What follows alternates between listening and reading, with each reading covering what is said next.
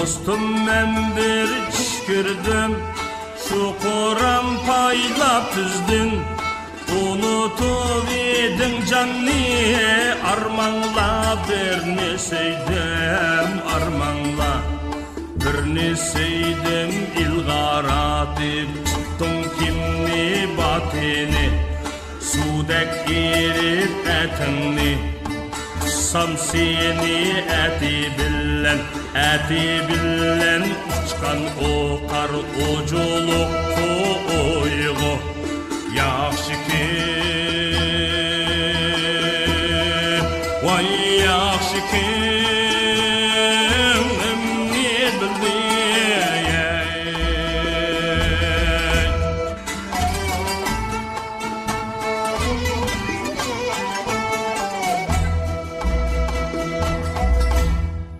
Uculuk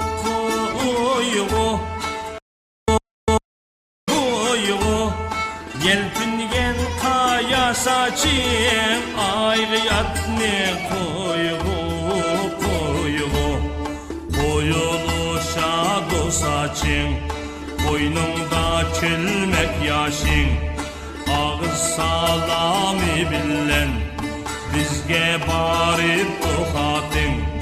Beklerinin ağaçası, kal boyunun filda. Ya Reşit, vay ya Reşit, ip tanesi.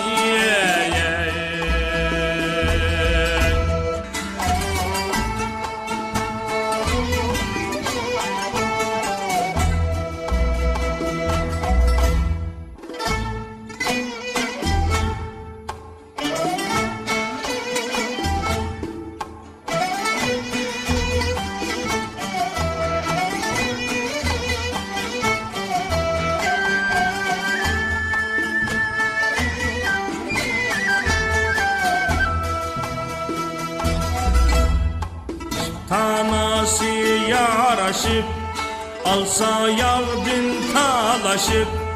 Ben seni günde tanıyıp, görmedim gözüm gayip görmedim. Bundak diyen sözünle, gürüldeydi ot yakıp. Bağcal gelip varır men, yılkıdan ağıra çalıp. Könlüm senin yazıp, kelgen iken yurtiga. Paylımay, vay paylımay, ketti ya niye.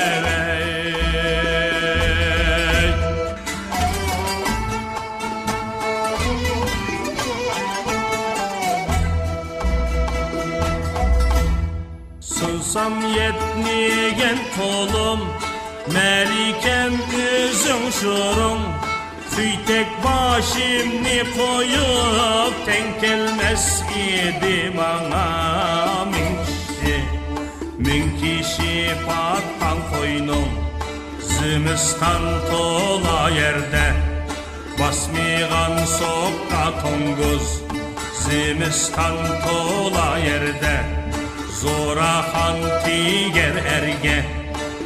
Şükürmügen canni soğuğa,